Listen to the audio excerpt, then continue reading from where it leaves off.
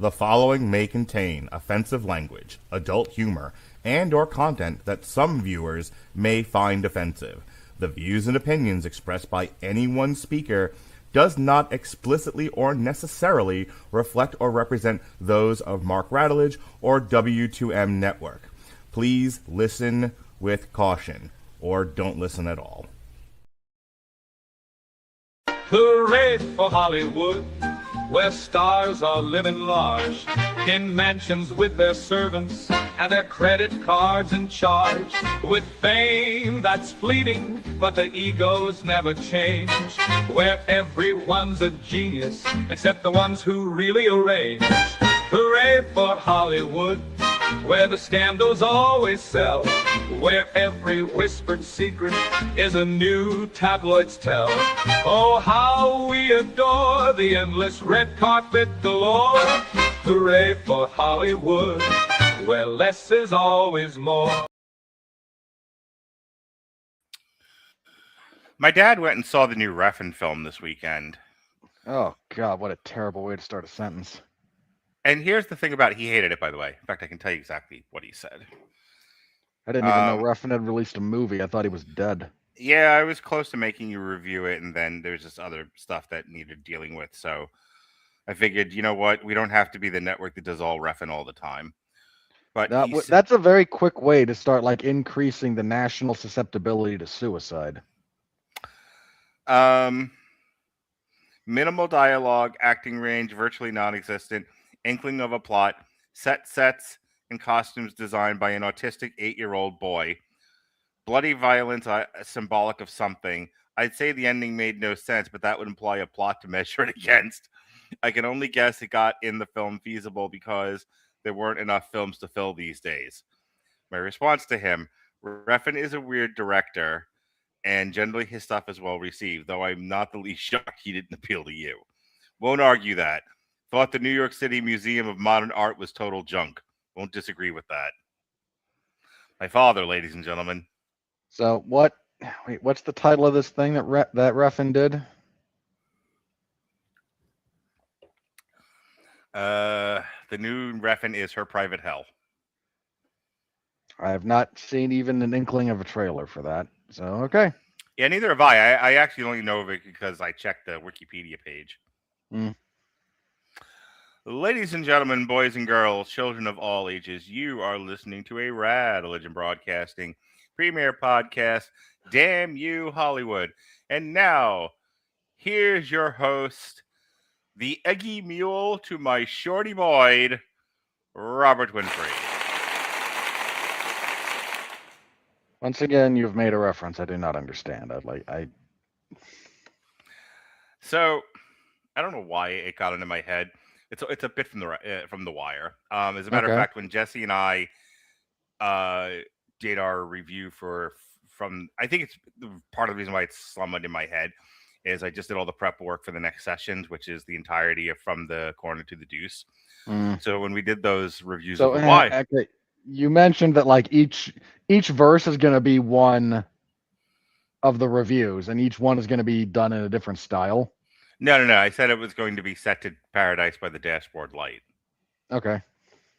So anyway, so the Wire stuff's fresh in my head, and I was thinking about there's a scene where Slim Charles is talking to Avon, and they're trying to gather up enough hitters to go after Marlowe, and the whole conversation is basically Avon keeps asking Slim Charles about guys, and they all have funny names, and Slim Charles keeps coming up with reasons why they don't work. So the first one is Peacock, and Peacock got caught up with a bunch of Dominicans, so he's of no use. And then he says Eggy Mule, and sorry, Eggy Mule to us was the funniest name ever, and to a lot of people. So poor Eggy Mule. He's that'll be my pro wrestling name if I ever get into the business. Yes, from parts unknown, Eggy Mule. No, I just rock. I'd say I'm from Baltimore, but then just never use the Baltimore accent. Yeah, sure. From the west side of Baltimore, Eggy Mule. And it's just me, the whitest guy in the world. Yes. In a mask.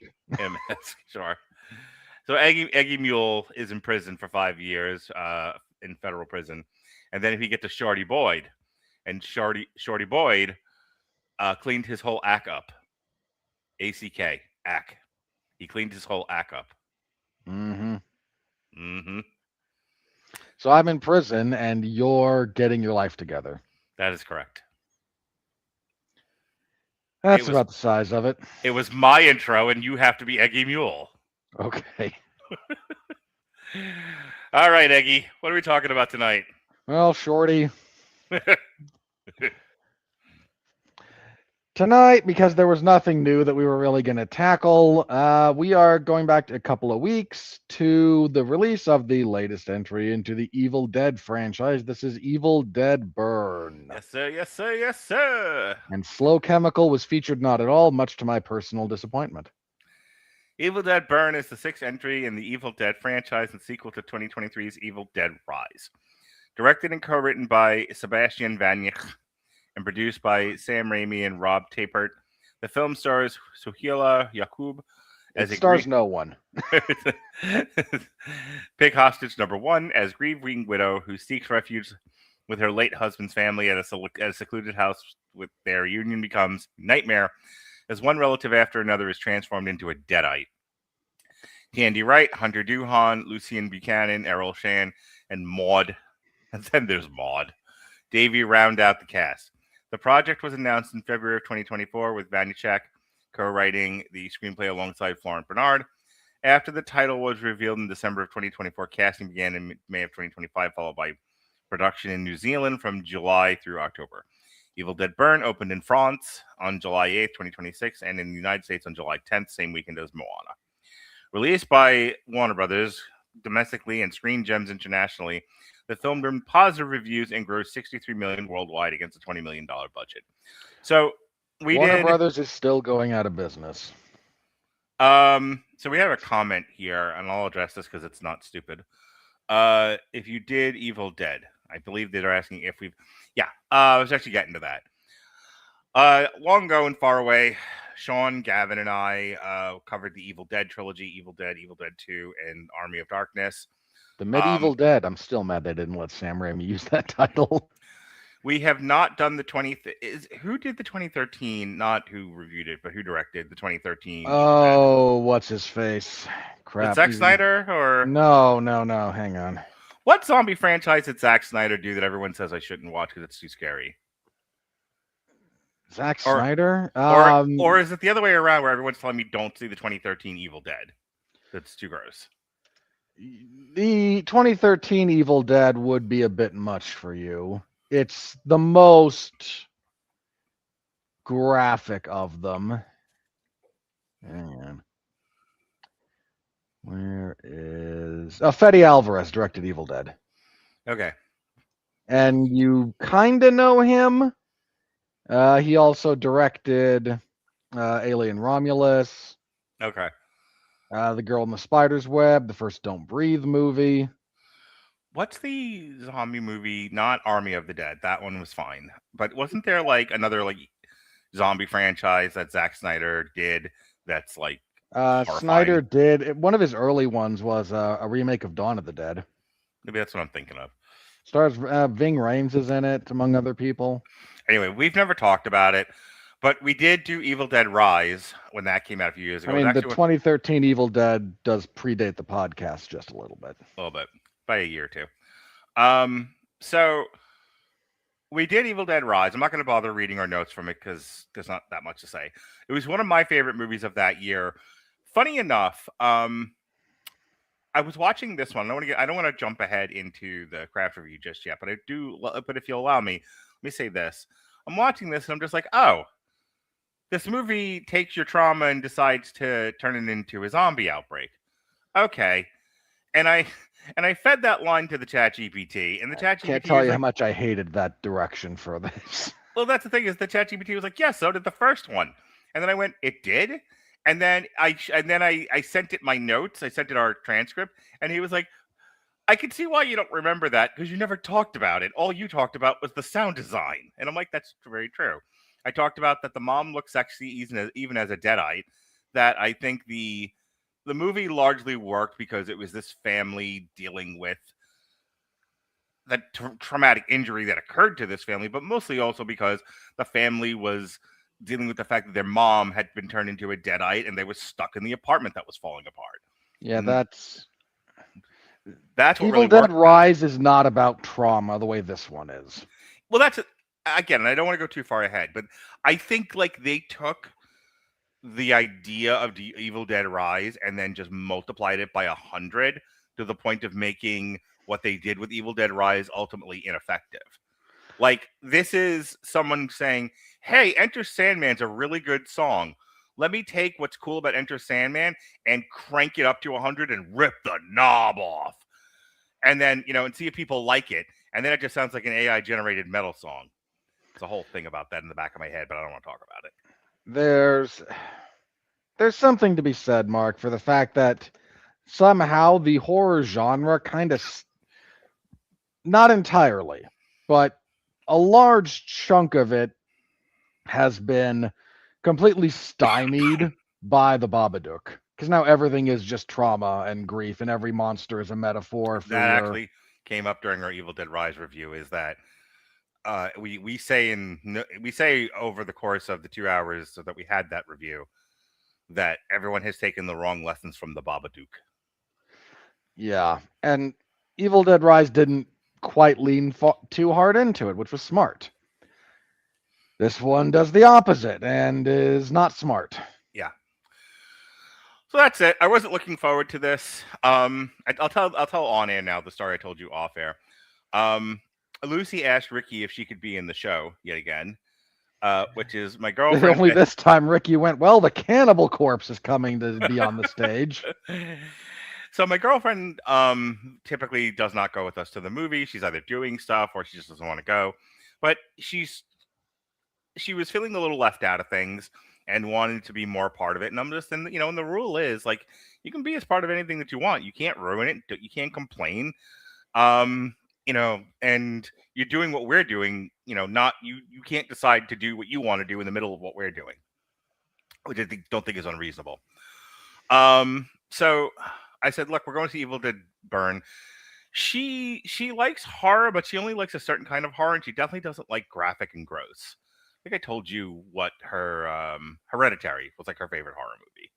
She likes movies. It's odd like that she then says, like, I don't like graphic and gross when Hereditary features several graphic decapitations. Yeah, I guess it doesn't really bother her. But my point is that we took her to this thing, and the Evil Dead movies, including Evil Dead Rise, are pretty gross. Mm-hmm. they just are.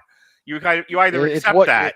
It's part of what you got going on here. Yeah, you either accept that, and I do. I walk into these things going, all right, I know what this is going to be. I will just avert my eyes, but I'm not going to complain that the movie establishes itself as being this thing, then it is this thing. The problem is not the movie, then the problem is me. So I just kind of avert my eyes when I know something's coming. Thankfully, the movies are so bad they fucking warn you well ahead of time so that you have time to avert your eyes before the gross happens. So anyway, so she's watching the movie through the cold open, and of course the cold open is gross and loud and frenetic and off-putting, and she turns to me as I'm laughing my ass off at the beginning of this. Like, this was the most funniest unintentional comedy I'd seen all year, up to a point. And she looks at me and she goes, "Nice movie you dragged me to." I just looked at her and I laughed and I said, "Oh, sweet summer child, I dragged you to nothing." She made it through 9/10 of the movie. The last 10th of it, she was like, "I give up," and just walked out. I'll wait for you outside. So that was her experience with it. We'll get into. That's one way to not have her asked to come to the movies with you for a little bit again. Yeah, I don't know what I'm seeing. I think I read to her all the movies. We're not seeing a whole lot in August. We have a couple of. Everyone took August off, basically. Everyone gave Spider-Man a bunch of runway. I was gonna say, well, after Spider-Man, we have a PVOD movie. We have the Megan spinoff Soulmate, then The End of Oak Street, then a Jason Statham movie, and then Coyote versus Acme, which is up against the Dog Stars. Not exactly, a lot of home runs there, but also nothing she's interested in either. So yeah, everyone kind of just for some reason just decided August was a month for everyone to just take a knee 3 times and then punt. Well, I mean, August has never really been. I mean, the end of the summer is usually like the beginning of August, and then that's it. In the years past, I mean, much past the second week of August, there's nothing. It's September starts like the preseason of September starts the last 2 weeks of August. That's true. So the fact that the first 2 weeks here is just like summer crept into like May and March at this point. We've got Spider-Man and Spider-Man's the end of the summer. That's it. We're done. I mean, you might, if you want to extend it out, maybe to the end of Oak Street, but I would say the end of the end of Oak Street. I wouldn't necessarily refer to as a summer blockbuster either. You could have put that anywhere in the year. It's a family running from dinosaurs. I'll see it. I'll probably like it, but I wouldn't necessarily call it a blockbuster either. I mean, we're reviewing it, so Yeah. Well, we review a lot of things on here. That's true. All right, Eggy Mule. Tell us about your time in prison. Well, it wasn't great. For a pistol, Eggy Mule, you're doing a nickel in the Fed for a pistol. Yeah, the cops, they did me dirty on that one. It was in fact registered. Please do the plot now, Robert. Oh, that's what you want me to do. Mike, I'm so opaque. As your background. Shut up, Alexis. Come on. That wasn't about what... I'm not a floating head. My teacher. I did not say anything about what you were wearing. That was just a comment about the background you have and how jealous I am of it. Okay. At no point did I reference your wardrobe. You can get one yourself. You can just get it from Amazon, like I did. Wasn't that expensive? Yeah, I might. Anyway, so Evil Dead Burn, our cold open, which Mark referenced a little bit earlier, features Jessica as a Deadite, who's the same floating Deadite from the start of Evil Dead Rise, killing a couple of fishermen. Well, it's sort of that. Like, that comes about after we get a bit of one of our main characters, Joseph, scrabbling about through a house in the woods, listening to an old man on a recording talk about the Kandarian dagger, which is one of the only things that can be used to actually stop Deadites. Other than a shotgun or chopping its head off. Even chopping the head off doesn't actually stop it, but... I don't want to fight someone as picayune as you about the rules of this universe. They're also not super consistent. I'm glad you said that, because in my head, I was in a knockdown, drag-out, bite-your-face fight about this, that you were going to argue with me about the rules of this universe are not consistent. But the rules of this universe are not consistent. No, they're not, and that's why it's rare that cutting off... Total destruction of the head can work, but just cutting it off doesn't actually work. That's been demonstrated multiple times. I mean, anyway. I guess if you completely dismember the body, like put it in a wood chipper, the spirit of the Deadite will float away to somebody else. Why it doesn't just possess the person who did the murdering, we'll never know. But my point is, like, the movie is willing to accept killing the main Deadite as killing the Deadite, unless they need the Deadite to do something else later on with somebody else. This drives me nuts. Again, it sort of depends on what specifically we're dealing with, and these movies don't exactly follow the same laws that the Sam Raimi and Ash Williams versions do, so, Yeah. I'm not too married to it. I will say it's one of the reasons why I really didn't like this movie, but I don't totally enjoy this franchise, because it never established it establishes a deep lore without creating strict rules. Therefore, it takes me out of the immersion, because maybe you've killed the Deadite, maybe you haven't. Maybe the Deadite possesses you, maybe it doesn't. Maybe the Deadite possesses the guy next to you, maybe it doesn't. It's so unpredictable that I can't, that it reduces my buy-in. That's fair. So, anyway, she kills a couple of fishermen. She is going now because they are warned, like, I have found the Kandarian dagger, and I have hidden it in such a way that it is not sensible to the Deadites. And he gets it out of that because he's a stupid person. So now they've sensed it, and now they are coming for the dagger because they want it for whatever reason. Well, they want it so that they don't kill Deadites with the dagger in particular. Let us assume in this world there are no physical ways to kill a Deadite. You can only dispossess the body. Then there's this thing that actually kills the Deadite. They don't want people killing Deadites. It's not that hard. Yeah, so they're after that. We then meet several of our principal characters. People on screen. There's the French woman we're supposed to be rooting for, who's in a fight with her husband. Rooting for. Supposed to be, I said. Yeah. She's constantly in a fight with her husband, his brother, and his wife. I can't remember if it was wife or girlfriend. Forgive me, but one of those two. Doesn't matter. She's gonna matter at all. She's gonna be a fancy Deadite sooner or later. Yep. And they're at the younger brother's birthday party at a club that the older brother owns or manages or something to that effect. It's very unclear. And again, there's a big fight. The older brother drives off drunk. He runs over the Jessica Deadite, who then incants something at him to possess him, and the car lights on fire, so he dies. So now all of our people are sad. So the wife, the brother, the brother's wife, and the parents all go to the funeral near a construction zone. It's the funniest part of the movie. They said they're going to wrap this up before a funeral. It'll be just fine. And like me, when I'm trying to do therapy and then the lawn people are outside. So tell me what's up. Tell me what's going on.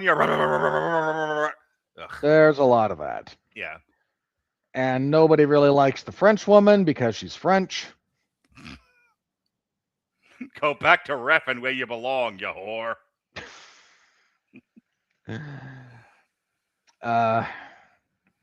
So the funeral is not great, does not go great. The father then wants to go see the body before the cremation.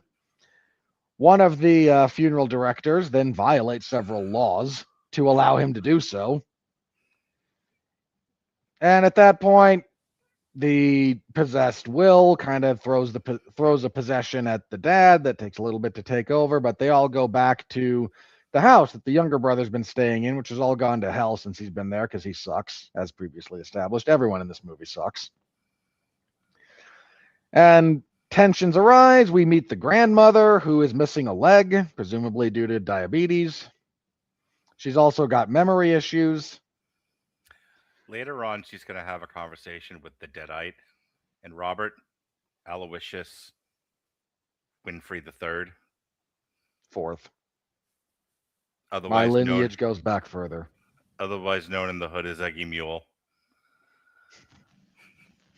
Let me tell you how. Let me tell you how. If this movie was 2 hours of the memory diseased, Alzheimer ridden old lady, persnickety old lady, talking to the Deadite, and that was the entirety of the film, I could have listened. I never wanted it to stop.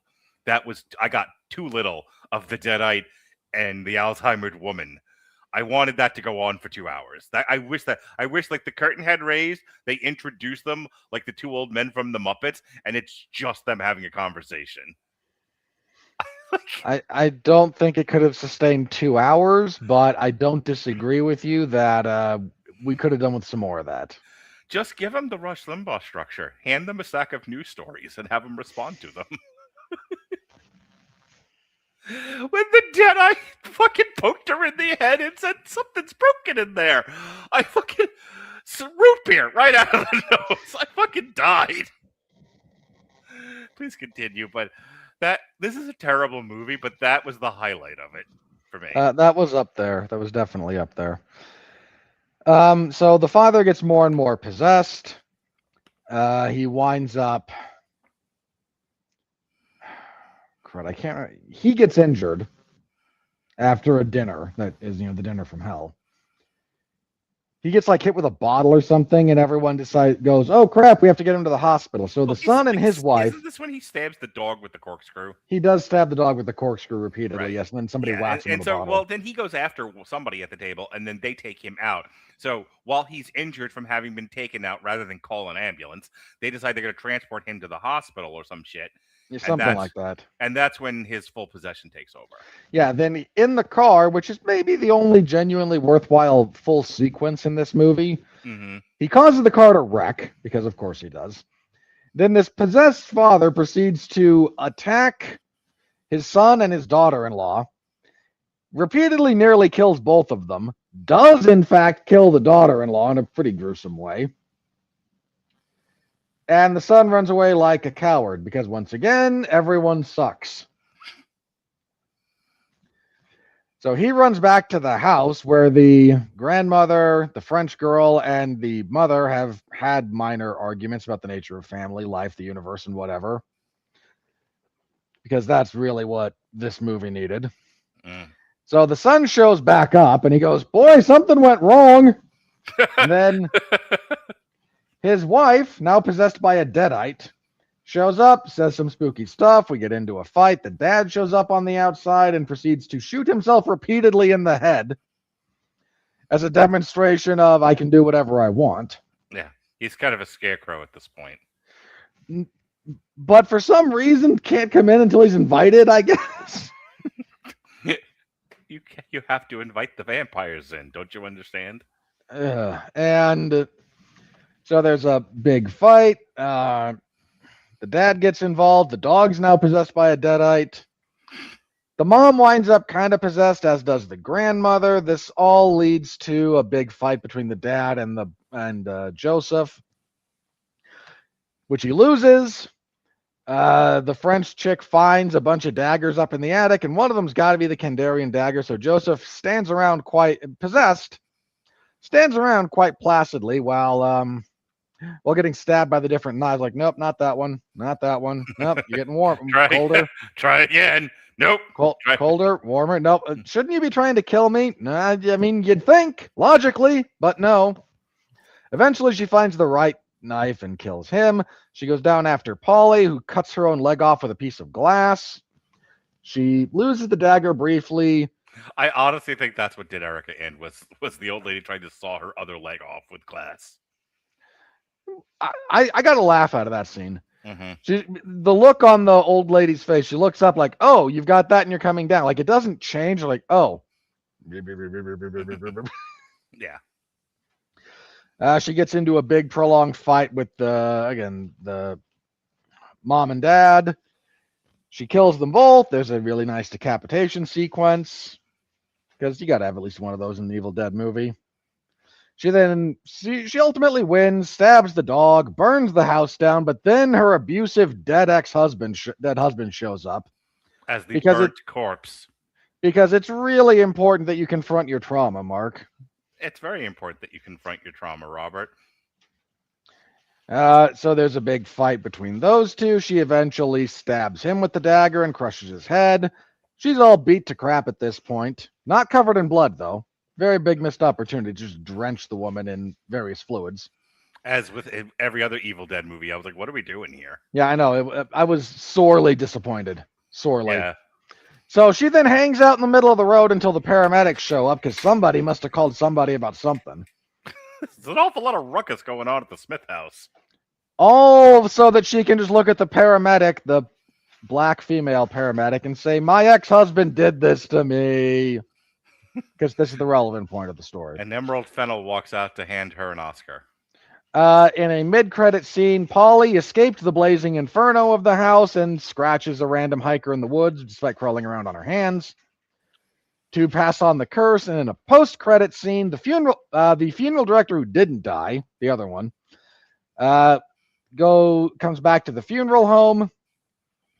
and finds the unclaimed ashes of Ellie. This is Alyssa Sutherland from Evil Dead Rise. And then Deadite Ellie shows up and kills her. And this is where we are. This is the state of things. Mark, this movie sucks. Yes, this is going on my bottom 5. Probably. Along with Pizza Movie and The Bride, though I love The Bride. And Psycho Killer.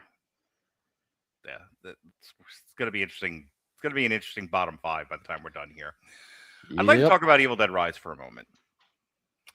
Evil Dead Rise takes place in a apartment building that is being condemned. And the apartment of itself has one way in and one way out. That leads to a hallway. That hallway leads to an elevator, which may or may not have worked at the time. Anyway, if you an elevator in a horror movie, it works only when it wants to. My point is that in order for the kids to escape the evil, they have to go into the hallway. By the time that the mom has become possessed, she's now in the hallway and establishes very firmly anyone who enters that hallway is dead, D-E-D, dead. So one of the things that works about Evil Dead Rise is they can't let the mother in, it'll kill them all. They can't get out, they'll get killed.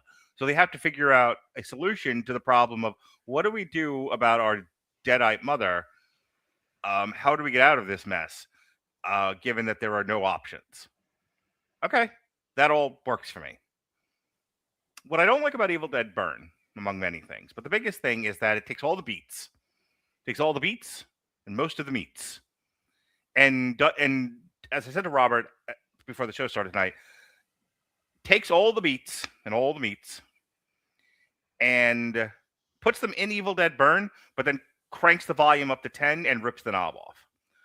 So we have a house, and the house is not an apartment. This is important that people know that houses are not apartments. House on the ground floor. That if you get out of the house, you have every vector available to you to get away from this house. If you can get out, if you can walk outside of it, there's nothing stopping you from walking outside of it. They try to imitate, like I said, all the beats and all the meats by having the deadite father stand outside with half his face blown off, as if to say, if you come out here, I'm going to kill you. Here's the thing. In Evil Dead Rise, the hallway outside of the apartment was a confined area. There was nowhere to go. There was no infinite space to run. There was nowhere to get away from. There was nowhere you could go to get away from that mom, sexy as she was. Evil Dead Burn, you're telling me nobody could outrun him? You're telling me nobody could, Houston Alexander their way around him? And even if one person pig hostages their way right, everyone else can't run left? Again, we're doing the beat, but the beat makes no sense because it's an open area in front of a house. So this is dumb. Now, we have the traumatic injury of the family in Evil Dead Rise. Here, the traumatic injury is domestic violence. When you left this out of the plot synopsis, which I'm not unhappy about because it gives me an opportunity to talk about it here without having to repeat everything you just said. When we meet Frenchie and Punchy, right? Punchy is giving gifts to our main boy who sucks. And they're like, here's an expensive pen. Maybe this will convince you should write again. Hey, one might interpret that, even though you don't mean it this way, one might interpret that as you being a dick. No, I'm just giving him a pen because I want to inspire him. I think a good kick in the pants is good for him. Considering he's a pussy, I agree. And then there's the French chick who's like, here's a picture. This is a very nice picture, a picture you would like. And Punchy goes, you've embarrassed me, woman. And you always do this. This is every toxic relationship you've ever seen. And in the beginning, you're like, well, who's the shittier person here? The girl driving the guy nuts or the guy going nuts? And then at the end of the movie, you find out, he threw hot water on her and he was shitty to her and all this he didn't throw it on her, but he doesn't fucking matter, Robert. No, they were involved in a fight and he was clearly more the aggressive party. Yeah, there's no way to not interpret that as domestic violence. So I'm not arguing. Okay. If you're really going to argue like the pedanticness over ice, he pushed her he threw the water. Who gives a fuck? Doesn't matter. My point is, like, at the end of the movie, like, oh, he was shitty to her. And so, this is, again, you have the traumatic injury of Evil Dead Rise, where you have the loss of the mom and them dealing with that. But, now we're going to throw the horror blanket on top of it. Here, you haven't dealt with that the entirety of the movie. You've dealt with here's the thing. You deal with the families, like, what's the word I'm looking for? Enabling of him. You deal with the family, hiding their shame of it all. Then the fight is with the family. It really shouldn't have been with the guy, but then they bring the guy back like he's the final boss. Because of course the abusive white American man is always the final boss, Mark. But that's my point. This is what I mean by it's the same beats as Evil Dead Rise, but made so much fucking worse. Because while Evil Dead Rise, they directly dealt with whatever the injury was by pitting the mom against the sister. In Evil Dead Burn, the fight is really with the family, and she fights enough of the family too, but they're not the main thing that she has to deal with at the end to resolve the problem. They have to bring the guy back who hasn't been a part of this movie. His death is the inciting incident. He's not the villain. Yeah. But because we need a villain, we need a final demon. There he is. Yep. And it undermines the movie in a way that made a okay movie that much worse. So there's two problems I have with this. You're imitating the hallway thing poorly.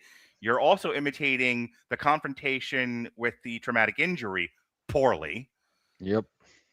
Now let's talk about craft issues. So one of the things I liked about Evil Dead Rise was the sound design, the crunching of the glass, the breaking of the eggs, the shattering of the light bulb. One of the things we talked about a lot, there's an exterior storm going on that entire movie, Mm-hmm. and the sound of the rain tracks around you depending on where they are in the house. That's gone in this movie. Oh yeah. There's nothing about this movie that is that level of crunchy, ethereal, viscous, nothing. Like even like the gross stuff is just gross because it just looks gross to me. I have a very famous aversion to like gross liquid stuff.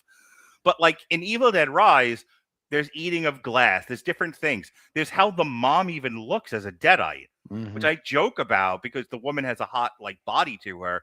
But I remember commenting on like the makeup. Like they made her look equal parts like horrifying and attractive. I don't know how it was accomplished, but it's amazing looking. It's like one of the defining features of that movie is the look on her face that is equal parts evil and equal parts hot.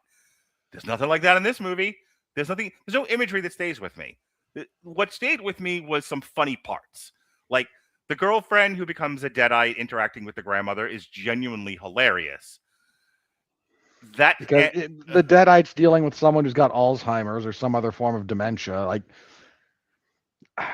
that is one of those things that maybe like I'm shocked Sam Raimi never explored it mostly, but so that's what's genuinely funny to me. But even like I've seen other Evil Dead movies with someone sticking out of someone's neck and they have to like pull it out. Like that's an old trick. They tried to emulate the sexiness of the mom in Evil Dead Rise with the girlfriend or wife or whatever the hell she is in Evil Dead Burn, and 1, 2 different actresses, not even close. 2 different makeup jobs, not even close. 3, 2 different directors with wildly different sensibilities. So again, not even all that close. Yeah. Like if you'll remember, a lot of like the imagery from Evil Dead Rise is the mom like doing a sexy catwalk in the hallway.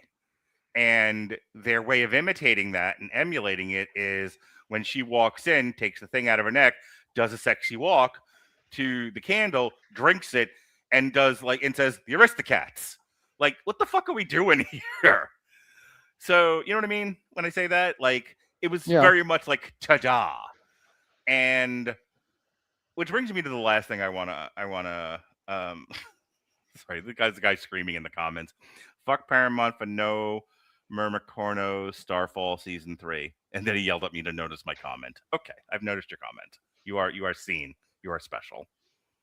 Someone give you a hug. Robert, give him a hug. No. All right. Eggy Mule would have hugged him, No. And then shot him. But reverse the order and maybe. All right, fair enough. So anyway, the last thing I want to say about this, and then I'll turn it over to you. Also, I have to go run to the bathroom. Everyone could have left. In Evil Dead Rise, one, you're dealing with children, in some cases very young children, and their mother. And while clearly their mother is fucking become possessed, like, the kids are kids. They don't quite know what to do with this. Also, they can't get away. So they are, even though everything is hot, wet, and on fire, and their mother is a zombie, they still, there's nothing much they can do. So they're just dealing with the facts on the ground. There's nowhere for them to go. Here, you have the father who's suddenly acting crazy, and then they somehow survive this fucking giant car wreck. Then another zombie walks in the room, does the ta-da thing. Why the mom, the French girl, the boy, and grandma didn't make a fucking run for it, I'll never know. And I'm sorry, I don't buy the fact they would have been attacked by Dad the Deadite. No. There's no reason to have stayed in that house. They stayed in that house because the plot needed them to, because they had to get the MacGuffin. Which, again, like, if you know who knows where the dagger is, just possess the guy. Don't you then get his memories? Or, I've possessed your body and I'm going to make you run into the wall until you tell me where the fucking thing is. This is a movie full of contrivances imitating a movie that had answers for all of these questions. This is a poor cover song of Evil Dead Rise. That's the worst thing about it. And if you're like, but the kills, but the grossness, it's an Evil Dead movie. One, there's nothing as memorable as anything in Evil Dead Rise. Two, there's nothing as good as anything in Evil Dead Rise. Also, yeah. If crying out loud, Evil Dead Rise ends with 3 bodies kind of amalgamated together being fed into a wood chipper. Yeah. This she fights, a fucking half-charred skeleton. And the worst thing about it is when she falls into the machine, the metal goes through her ankle. And even still, she fucking Supergirls her fucking leg off of the thing and crawls out of it. Okay? Like, if you're gonna do Evil Dead, and I was telling, because I brought my kids to this, and they've never seen a single Evil Dead movie, so this was a fun one. This being their first exposure to that is just terrible. That's yeah. I told them, like, you got to go back and watch Evil Dead Rise, a much better version of the same movie. But I said to my kids, I said, the Evil Dead movies are kind of known for your final image at the end of the confrontation, seeing your final person, whether it be Ash or the sister or whoever, just caked in blood. And we didn't get it here, and we're worse off for it. Go ahead and start your thing. I'll be right back. Yeah, we're definitely worse off for it. This is probably the weakest of the Evil Dead franchise by a non-trivial margin, I think.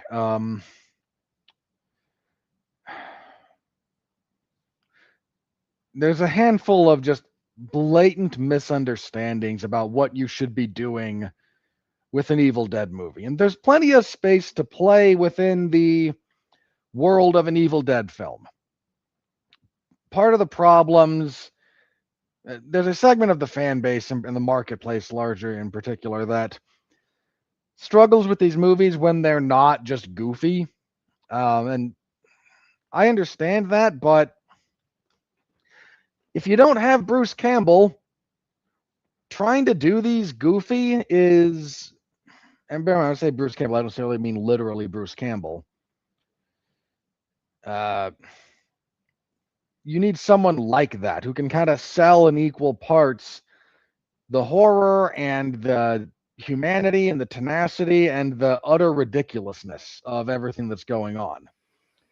And we clearly didn't have anyone like that in this film. So if you can't have someone to help you play it silly, you have to play it a bit straighter. That's fine, but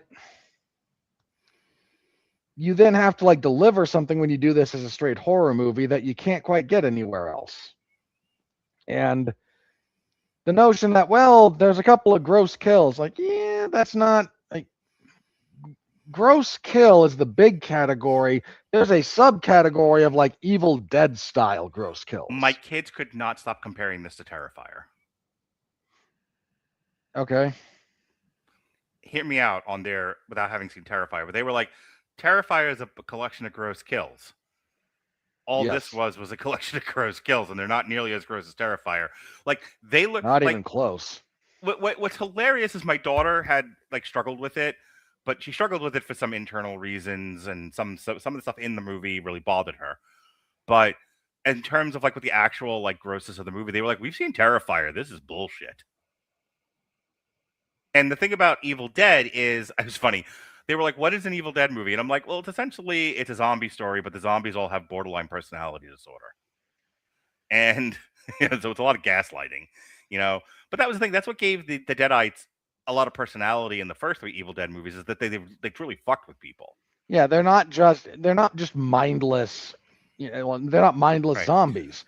You are possessed, and they do everything they can to mess with you. Yeah, like even with Evil Dead Rise and the mom, it's like like, "Oh, your mommy's with the maggots now." Like it's a horrifying line because that's their mom saying that to them. There's nothing like that in this movie. Like the worst of it is maybe like the honestly, the scariest thing was the old woman saying, "You can't have my money."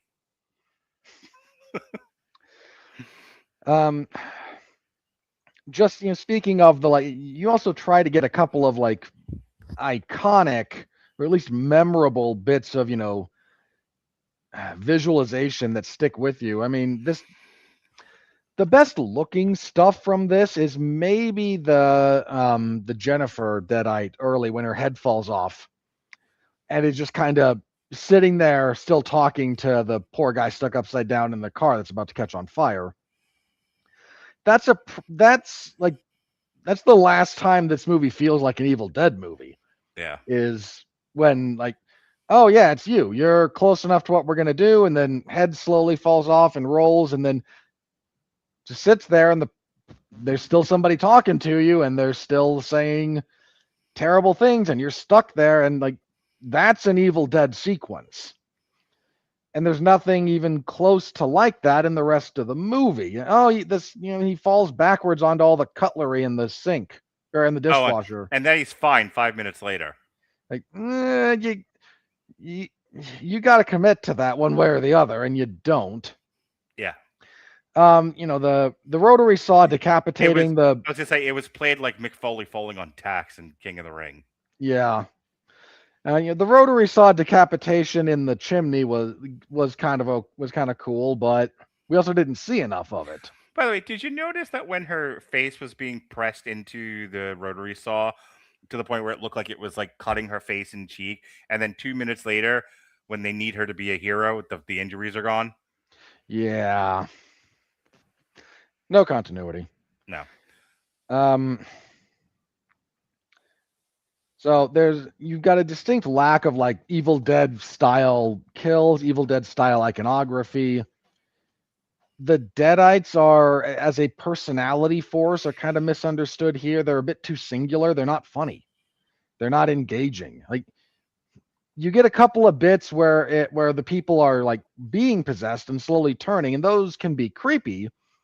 But once they fully turn Deadite, they don't do what Deadites are supposed to do. Like there is a serious level of malicious glee that these entirely malevolent, evil entities take in tormenting and torturing the souls and the lives of people that they can, because they exist as pure evil. If you're a bad person and you've done some bad, like, here's the thing, they missed I hate the lead character. She's a nothing character that I don't root for, and I don't care if she wins. I meant to say that before, which makes this a hard movie to watch. But I feel like in an earlier draft of this movie, the Deadites did fuck with her a lot because there was a lot to fuck with her about. Mm-hmm. She's the thing about that first sequence of them in the club is that she is awful. Yeah. She's absolutely being awful to her boyfriend. The fact that her boyfriend does not have patience for her anymore and freaks out and does a bunch of toxic male stuff doesn't forgive the fact that she's awful to him. They are, your description of what's her face and Ben Affleck from Deep Water, like they're just two toxic people setting each other off. I always thought it was a bit much. Here, it's accurate. It was accurate in that movie too, but that's a whole other discussion. Yes, Your Honor. But my point is, like, you want me to root for this girl who's just as awful as the boyfriend, but because you're elevating her past the point of scrutiny because she was domestic violenced. Like, this is so modern Hollywood in all the worst ways. It's profoundly off-putting. But it had they used the Deadite correctly, they would have been teasing her. They would have been gaslighting her about how awful. They would have said you're the reason he's dead.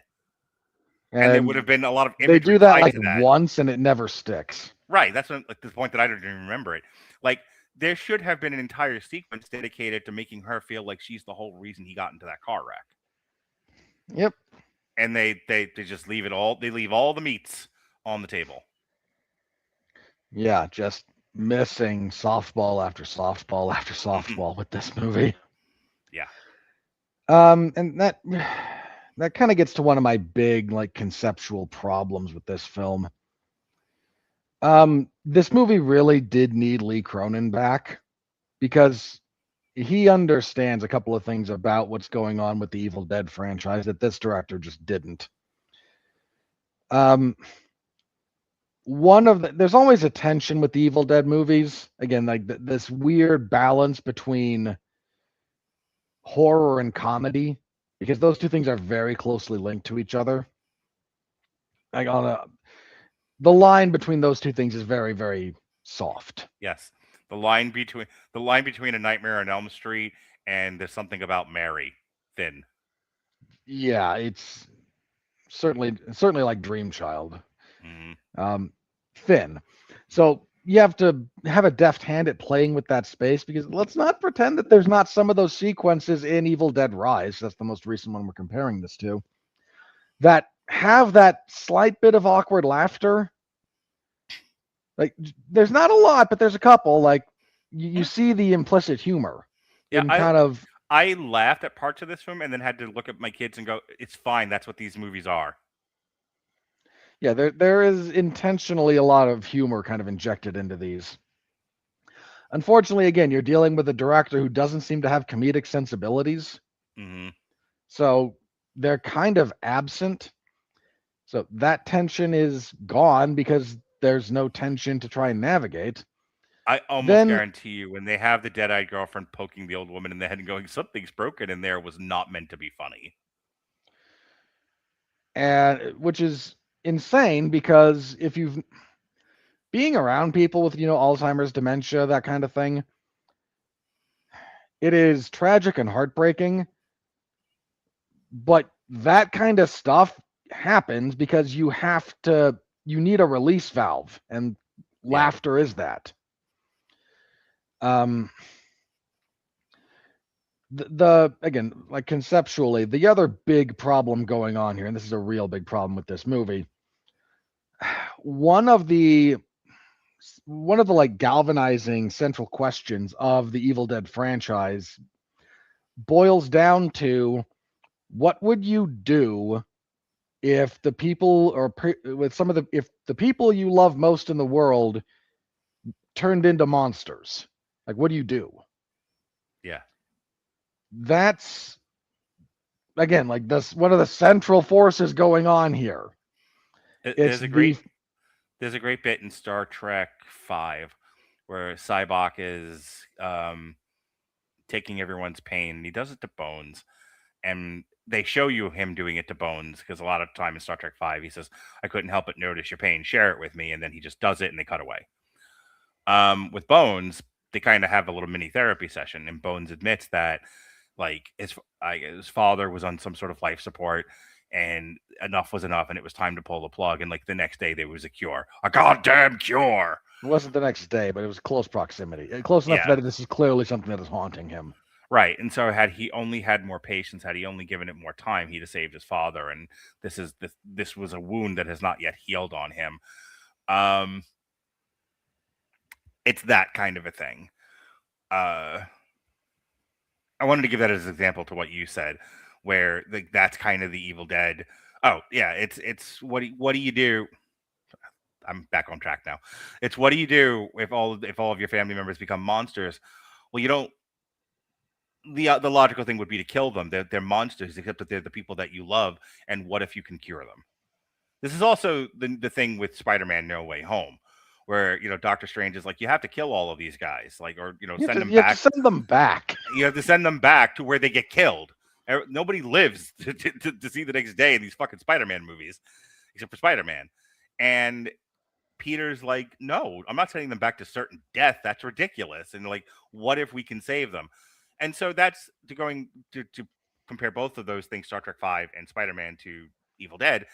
Ash is faced with this idea of like, I don't know what this is. I don't know if I can cure them. Maybe they can, maybe they can't. I know I don't want them to die. What if this is temporary? What if I just have to wait out the night? I don't know how any of this works. I'm a moron. I'm a horny teenager who came to the woods to fuck. I don't suddenly understand how like necromancy works. And again, let's go all the way to Evil Dead Rise. I don't know why Mommy's a zombie. we have the book. We don't really know how it works. We read from it because like we're dumb. So I don't know what to do, and I don't want to kill my mother. These are not hard concepts. My neighbor that I get along with, and the nice old lady down the street that's now eating her dog's brains out, sitting across the street, staring at me, knowing that I'm looking through the peephole at her. Like that's the kind of stuff you're supposed to be dealing with here when you deal with an Evil Dead movie. Like it's one of the central galvanizing questions. That is completely absent here because no one is worth rooting for, and you kind of want all these people to die anyway. And you don't believe any of them going out of their way not to just, oh, thank God, I finally have an excuse. Pow. Like, no, I don't buy it. There's the scene where, Joseph is like, has a chance to shoot his dad in the head as he's strangling his wife. And he just can't bring himself to do it. And somewhere is just like, dude, your dad's a dick. You know it. You've been fighting with him half the time. And now suddenly you're just terrible because you're just terrible. Yeah. I know a couple of weeks ago I ranted about Obsession, that I don't like a lot of these new Gen Z horror movies because I don't like Gen Z boys. I don't like Gen Z men. I think they're pussies. And here we go again with a wildly identifiable Gen Z pussy man. It's terrible. And because there's no warmth and connection between the characters, there's no horror in what they do to each other. And that's really the ultimate thing about what makes the Deadites work is they are the most transgressive force. They take any norm, they take any relationship, they take any familiarity, and they twist it and they pervert it and they force you to violate those kinds of social norms and personal taboos. And that's what they do. And that doesn't work here because you don't care about any of these people and they don't care about each other. So who cares? Yeah. And everything becomes just a hollow, sad, uninteresting misery fest. I had a thought while I was watching this movie about why I don't watch the extreme deathmatch shows anymore. This is the ones where the ring's a series of chains and guys are jumping off platforms and one guy's got a sword and every fucking match is the same now. Like, it's still going. No Holds Barred, I think it's called. But it's still going. There's any number of places that do that kind of stuff. The one specifically is the one that like I started watching because I hadn't seen I was not watching the FMW stuff when that was popular, and I didn't really have access to CZW stuff. So when Pat told me about the No Holds Barred shows, I started watching them. I was like, okay, I haven't really watched a lot of this stuff. Grossed my ex-wife out at the time, but it was, after watching a whole bunch of these, I think I'd watched about a dozen of them. I finally came to the conclusion it's the same match over and over and over again. Pretty much. The number of people who can turn deathmatch style wrestling into something compelling on an ongoing basis is really small. These guys mutilate each other up to the point where they might actually kill a guy, and some of them accidentally really hurt themselves. You had the one guy where Jim Cornette was like, "Oh, he tore himself asshole to appetite, falling off a fucking ladder or whatever it was he did." My point is, that's what this felt like. This felt like watching a no holds barred event where it's people I don't care about mutilating each other in the same way for 2 hours. With nothing approximating any emotional investment or a decent narrative or anything. This is not a good movie on pretty much any level. It's not well acted. It's not well written. You got one or two decent shots out of it, but for the most part, it sucks. It's not good. I can't recommend it on any level. This is absolutely on my worst of the year list. The only thing that saves it, and the only reason I walked out of the theater halfway smiling, was one, I was with my kids. I don't want to be too negative in front of them anymore. But also, I looked at them and I said, this is the bones of every Evil Dead movie. Now, the body is as corrupted as any, zombie. This thing is full of disease and nothing works. But the bones are all there. This is unmistakably an Evil Dead movie. It's just a badly done one. Yeah. So let your kids watch the originals. Mm-hmm. Watch the original trilogy. Watch Ash vs. Evil Dead. Watch the 2013 one. It's gross, and you will probably struggle at times, but you're a big boy, and like I said, you can avert your eyes and just deal with it. Mm-hmm. This is a franchise that actually does have a lot of interesting stuff that has happened within it. This is just very much not anything. I think the last thing I wanted to mention, a couple of weeks ago when Ben was on and we were talking, he said the best thing Evil Dead Rise did was not be set in a house in the woods. Mm-hmm. And I didn't disagree at the time because I thought it was right, but watching this, it becomes more apparent how right he was. Why? Why are we in a dilapidated house in the woods? You don't actually have a reason. Yep. The Deadites It definitely doesn't add to anything else you do with this movie. It actually actively took away from it. The Deadites work in any setting. You don't need to be constrained to single house in the woods. Oh no. There's so many other ways to go about this. And I really hope that the next one does. Well, it's funny you mentioned that, and it'll be the last thing I say, and then we'll go to the money. I threw all the notes from Evil Dead Trilogy and Evil Dead Rise into ChatGPT plus my own, and I had it pull some research because I wanted to know a few things, and it was already starting to write the TikTok in itself before I actually asked it to do anything, and before I gave it this transcript because we hadn't done the show yet, and it basically was the next one's got to be a town. An entire town of people gets infected with Deadites. I'd accept a small town. I'd accept, you and I kicked this idea around once when we were talking about the Paranormal Activity franchise. Mm-hmm. I'd accept a prison. Yeah. That is I don't need an asylum. This is the big thing. I don't put this in a crazy house. Genuine Oz style prison. Yeah. Throw this kind of thing in there and watch what glorious havoc you can wreak. Yeah, that would work. Also, I was thinking about this with 28 Days Later, where if you have a large city, Chicago, and and there's a Deadite outbreak, and now you don't know where they're coming from. They could be anywhere, and it's such a wide open space to play in, and you're trying to figure out, like, I don't even know where it's safe. I don't know where to go.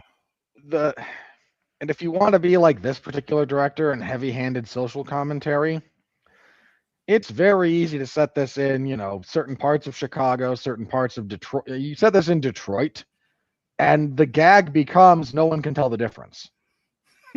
There's a Deadite outbreak, so somebody. If you're gonna pitch me on that, then I'm gonna make you do it in Baltimore. Okay, like there's so many urban decay centers. Like, you can do this. You can make a giant. It's so funny. There's like a drug dealer out of the corner, like, dope fiend or Deadite, and like it becomes a game. And well, okay, that's a little bit more like straight zombie apocalypse than I would get one with the Deadites. But functionally, like, yeah, part of the gag becomes people just driving to work, and in the background is, terrible stuff. What's going on? I don't know. It's Detroit.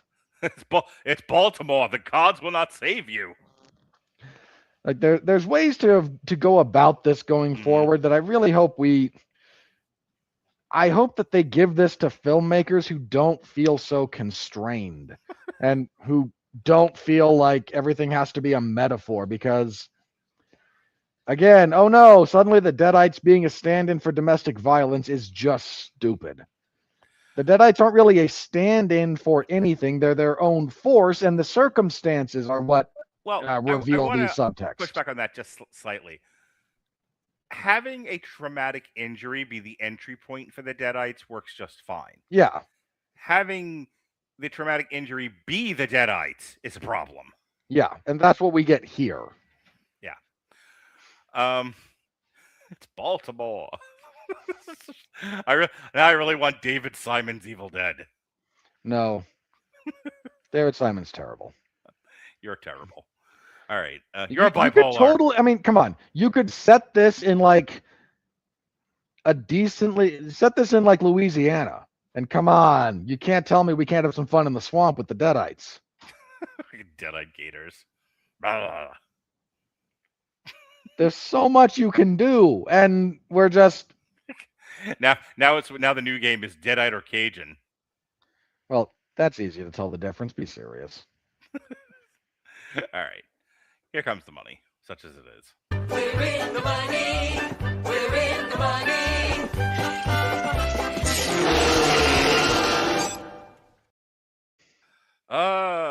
Yes, now. Alexis was supposed to be here tonight, but she forgot she was supposed to be here tonight, so she's not here tonight. In case you were wondering. She wasn't on the calendar. She fucking was. I'm looking right at it. On mine it is. Lex H, Robert, and Robert. Yeah, wasn't on mine when I looked at it the other day, so I don't know. You also don't always, unless I send it to you directly. If I send it to you in a group text, you suddenly don't see the link either. So you're like weird and made of Swiss cheese. Anyway. Hoo-wee. All right. This thing had an appropriate budget of $20 million. It's made 63, so it's doing just fine despite. Yeah, for what it is, it's going to be okay. As of July 26th, Evil Dead Burn grossed $29 million in the U.S. and Canada, and $34 million in other territories, for a worldwide total of $63 million. In the United States and Canada, Evil Dead Burn was released alongside Moana. It was projected to gross $15 to $20 million during its opening weekend. The film earned $2.3 million from Thursday night previews. It went on to debut 13.7 in its opening weekend, finishing at fourth in the box office. In its second weekend, the film dropped 64% and made $5 million. Yeah, so people are, we're not exactly running out to the theater to watch this. Dude, when even the horror people are looking at what you've produced and have gone, nah, this ain't it. Like, So The Odyssey is going to make $1 billion. That was the number one movie in its second weekend in a row, and only had a 27.1% drop, and it went up in like 23 theaters. Yeah, The Odyssey is doing quite well. That's not really a surprise to anyone. So is my TikTok. I'm at like 42,000. So, couple of fun facts about this. One, you have a bunch of disingenuous hacks out there stumping for the Odyssey going, it's already made more than Troy or Gladiator. And I have to put my head through a wall and go, you disingenuous. I'm not going to swear, but if you want to compare a movie released in 2026 to a movie released in the year of our Lord 2000, you adjust for inflation or you're just, or your head's up your ass. Because if you adjust for inflation, and this is the truly depressing thing, Mark, the original Gladiator, if it were released today, made the equivalent back then of $900 million in its box office run. I don't doubt it. Quality movies used to be rewarded at the box office, is the point I'm making, and these days that's fewer and far between. They're not making a lot of quality movies either. Or if they I'm are, aware, but they're not all going to the theater. yeah, there's a lot going on there that we've talked about before. So that, like, it's going to wind up doing fine, but if you say this movie, it made more money than a 26-year-old movie, adjust for inflation or you're not to be taken seriously. You're a disingenuous hack. Then the funny stat, the total box office take of the Odyssey after 2 weeks is basically more than Warner Brothers as a studio has taken in all year. And look, I don't want to delve too deeply into this. There's currently a hold on place in the merger between Paramount and Warner Brothers. Let me just say the following, everybody, and let me be very clear. You can argue how great an idea it is. You really can. The reality is, and bear in mind, all the celebrities coming out saying, we don't think this should happen, yet y'all take multi-million-dollar paychecks from Disney, which acquired Fox. Shut up. You're pissed you're not getting paid, or your agent is telling you to be pissed. You don't actually care. You're a bunch of morons for the most part. Warner Brothers Warner Brothers isn't looking at selling because they're doing great. Like this, that's not how this works. They're not doing great. They're exploring options, and the notion that, well, if they merge, a bunch of people are going to be fired. Yeah, that's true. If they go under, everyone's fired. That's kind of how that works. So, look, you might prefer that they go to Netflix instead of Paramount Skydance. Fine, we can entertain arguments, but like Warner Brothers isn't doing this because they're just like greedy or weird. Like they kind of need the help, guys.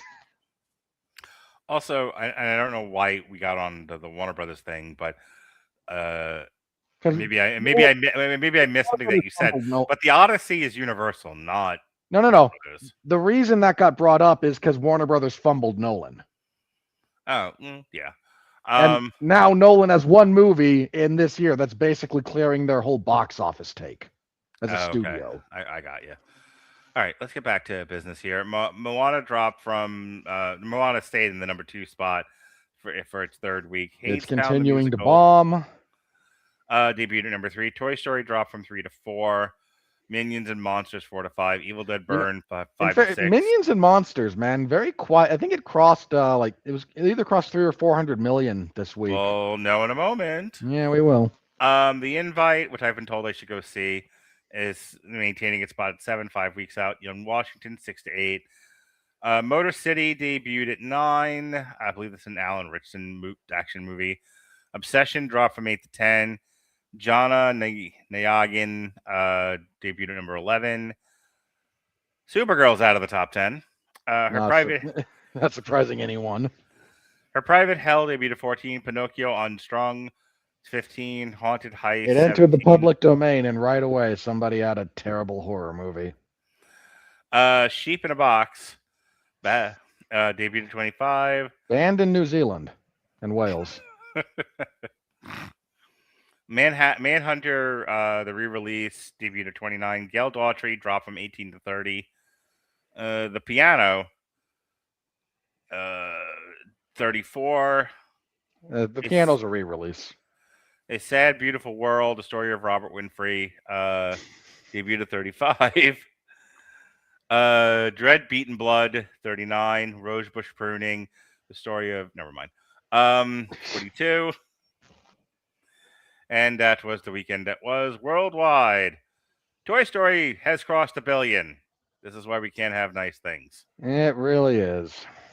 So I would like to point out at this time that 3 movies that have made $1 billion this year are sequels and a biopic. Yep. 2 animated sequels and a biopic. That's where we are. I tell you, Alexa sent me a fucking message about... oh gosh, what was it? Hang on, I'll pull up her stupid message to me. This is your girlfriend.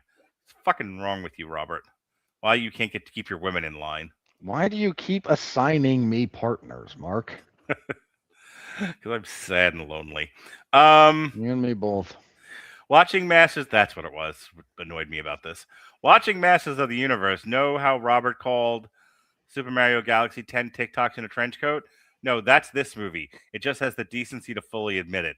That's your girlfriend with the stupid takes, Robert. I don't know why you let her do this. Look, if you want to yell at her for being wrong about that, and she is, there is actually a narrative through line for Masters of the Universe, and which means she didn't understand the original criticism and just got mad you hurt her cartoon. Yeah, because there's not actually a story in Super Mario Galaxy, but we went over that. We did. Just thought I'd, kick the dog while she isn't here. Okay. That and, pinch you a little bit too. I don't care. Like my girlfriend does me. I was tired before we started the podcast, and so I went in the bed and I went, really go sleepies now. And my girlfriend the entire time, Gucci, Gucci, Gucci, the whole time, Robert, Gucci, Gucci. That's what I'm doing to you right now, Gucci, Gucci. Why? Okay. What? Okay. What's your problem? You don't have time for the answer to that question. You're right. I don't really want to know. All right. So after the shiny TikToks, we have a $400 million drop to The Devil Wears Prada 2. Yep. Project Hail Mary is 684. Pegasus 3 is 656. The Odyssey is at 652. Yeah, the Odyssey for sure will be the 4th member of the Billionaires Club. Almost certainly. Another $200 million drop to get to Obsession. Minions and Monsters, as you said, is at 413. Backrooms. Minions and Monsters, once again, needs to be said. Like they had like a $40 million budget. Mm-hmm. You've 10x'd your budget. Yeah, they're happy. Well, your last 3 movies in the top 10, and this is worth talking about: Obsession. We're gonna skip Minions and Monsters and Backrooms. You know what's not in the top 10? Star Wars, Wuthering Heights, Disclosure Day, Moana, Supergirl, Scream, Mortal Kombat, Masters of the Universe.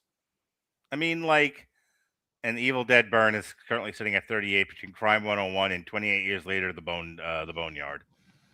I mean, all of these movies that were supposed to be in the top 10, and Star Wars got knocked out of it. By the way, it's under Hoppers. Hoppers made more money than Star Wars: The Mandalorian. Yeah, they released the last. I think there was one more. I think they just started airing the last season of Mandalorian.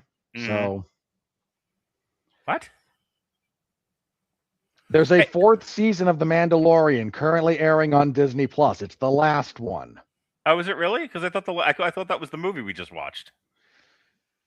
I think So there's a real last season of The Mandalorian. I'm pretty sure. Yeah, hang on. By the way, did you hear this nonsense about them redoing Star Wars or some shit? Why wouldn't they? Because I've been pitching it for a while and everyone yells at me.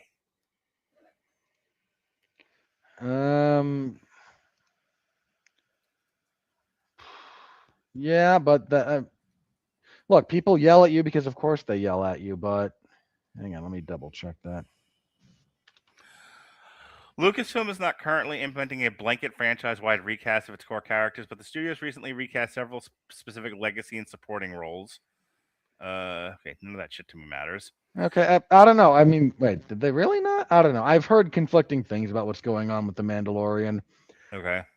I know if there is a 4th season forthcoming, I know it's going to be the last one.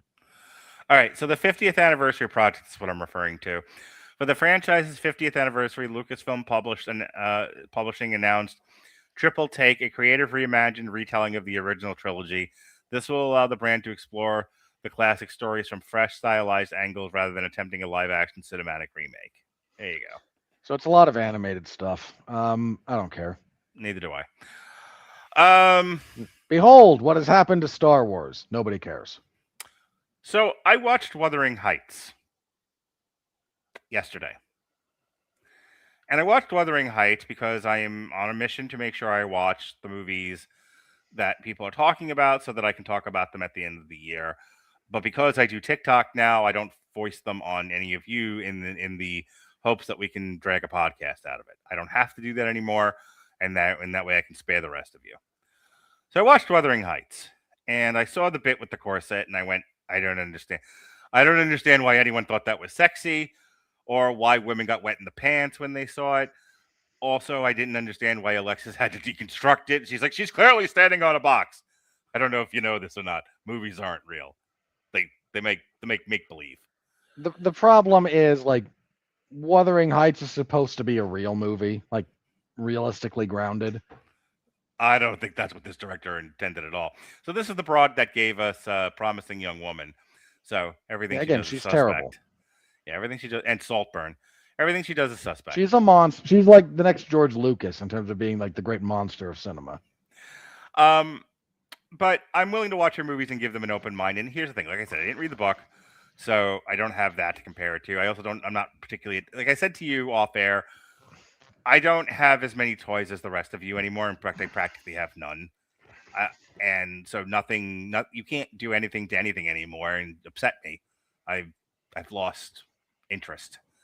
However, I individually, as an experience, I kind of take them tableau rase and I watch them and I go, all right, did I like this? Didn't I like it? Did it reach me? Did it not reach me? And so here's my thoughts on Wuthering Heights, whether you choose to care or not. Everybody's performance is perfectly adequate. I know you don't like Margot Robbie, but she gives a serviceable performance. Jacob Elordi, serviceable performance. Everybody else, serviceable performance. The setting looks like England. England looks like the setting. So, while it was drab, it's that area of the world is drab. It's fine. The best thing about this movie is Margot Robbie's wardrobe. And if you're not into like colorful Victorian dresses, this will not reach you. The thing that made Wuthering Heights in any way successful for me, besides Margot Robbie's pretty dresses, is you respond to movies differently than I. It's one of the reasons why this show works is because you're coming at it from one angle, I'm coming at it from another angle. And while we can Venn diagram and agree on some things, we're still two very different people viewing film very differently. I am a relationships person. I am a human behavior person. And while you once yelled at me, but the themes don't matter, or when I say the themes and you say, but it shouldn't just be the themes. There are other things that make up a movie, and stop just hanging gold on something where the themes are good and everything else is garbage, was your argument to me. If I can key into human behavior that's recognizable and meaningful to me, and human relationships that are recognizable and human to me, I'm gonna, you would say, artificially inflate the movie. Therefore, I think Wuthering Heights is a competently made movie. Well, it's in focus. It's artfully done. Pretty to look at in places. But the thing I liked about it most was every relationship in the movie I've seen and been a part of in my life. That may do nothing for you. It doesn't have to. But for me, I was like, I've seen this before. I've seen the thing where the girl doesn't choose the guy, but also says the guy can't move on without her. Story of my life. And I was like, it's fun to watch that on screen. It's also fun to see the girl then suffer because of it. So, covered in leeches she was, Robert. Covered in leeches. So were the kids in Stand By Me. So, you haven't seen the movie, so you can't respond to that. But are there any terrible, insulting things you'd like to say to me? No, not really. Okay. Have you seen anything you would like to review as part of the money before we move on? No, nothing really sticks out to me there. Okay. Anything else going on in the world before we move on? I mean, there's a lot of things going on in the world, Mark. relative to the show. I imagine there are some, but we don't have to dwell on them. You are impossible to deal with. Next week is Spider-Man.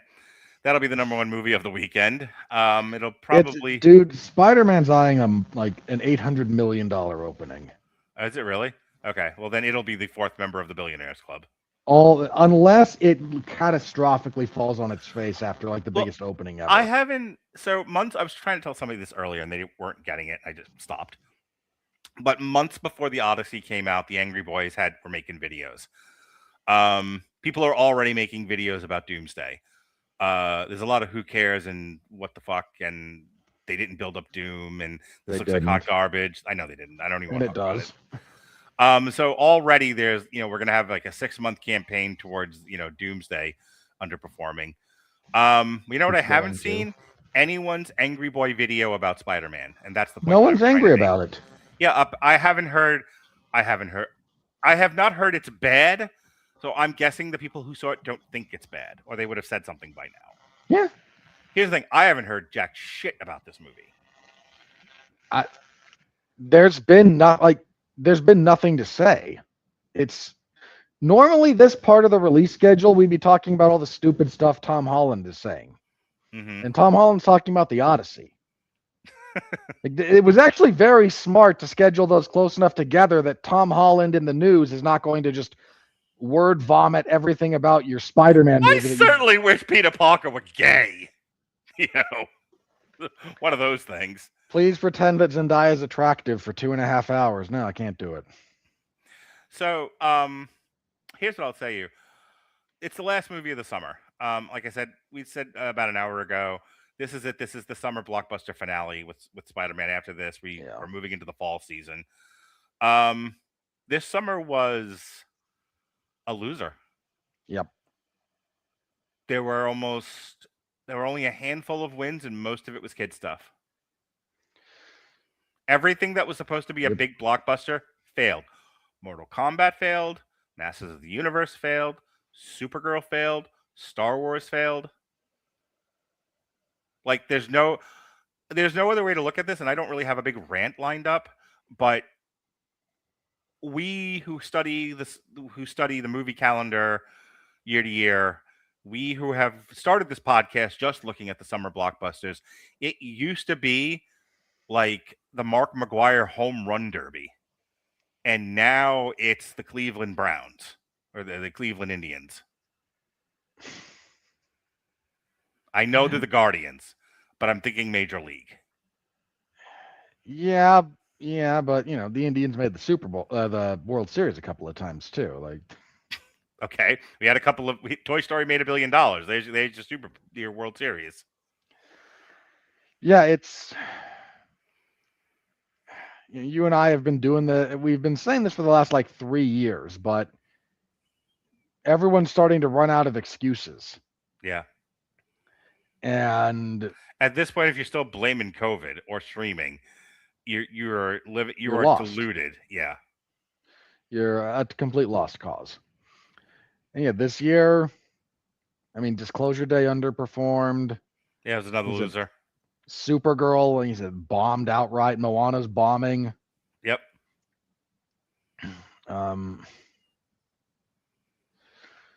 Yeah, it's been a rough year. Marvel's gonna salvage, Marvel's gonna get a good haul with Spider-Man, and they're probably gonna underperform with Doomsday because they have spent so much money on Doomsday. I mean, that thing needs to make $1 billion to start being profitable, guys. Mm-hmm. You're gambling on. Well, I really just wanted to focus on like the summer because I don't remember how last summer went, but I don't feel like it went as badly as this summer. Last summer. Hang on, let me bring up the list here. We're gonna do this. Well, we're gonna play this game. List of movies 2025.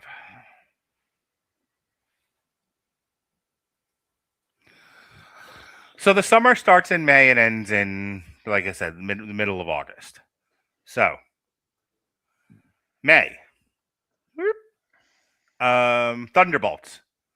Bombed. Oh, let's see. 180 million, made 382. At a minimum, underperformed. Could have outright bombed. Next, there was nothing. There was nothing in the second week of May, which in and of itself is a weird thing. Yeah. May 16th with Final Destination Bloodlines. I mean, that did well, but it only did well because it was low budgeted. Yeah, it was a $50 million budget, made $317 million, so that won. Yeah, Wasn't spectacular, but it made money. That's machinery turning over. That's not a win. Lilo and Stitch went head to head at the end of May with Mission Impossible. Yeah, Lilo and Stitch was a big win. Mission Impossible underperformed, but yeah, Mission Impossible on a $400 million budget made $598. But I think the one prior to there was one of these deals where you have to take the combined budget to shoot both movies and apply it to both movies. A little bit of that, but even the one before that underperformed too. So Karate Kid Legend made money, not a lot. 45 million. Okay, didn't matter. 217 million. Yeah, it didn't matter. Ballerina, I don't think did very well. Nope. That was 90 million versus 140. Hopefully they'll stop trying to make Ana de Armas a thing at some point. How to Train Your Dragon was a big win. That was a win, yes. That was 150 and it made 636. So we've got what, 2 pretty serious wins? Yeah. Elio did not I believe underperformed. Didn't do good. 28 years later. Didn't do great. Didn't do great. F1. F1 did good. Yep, and was nominated for Oscars. That was 300 million versus 634. That's a win. Megan 2.0 was a bomb. It was 25 million. It made 39 million. That effectively killed Soulmate and why it's going to be PVOD. I can't wait to watch that with you. I don't know why you want to do that, but okay. Jurassic World Rebirth was a win. That was 254 million. It made. It underperformed, but it was still a win for Universal. It was 254 million. It made 872. Yeah. And people like to tell me that it's a good movie, and I wish to go to another planet. It's not a good movie. I'm aware.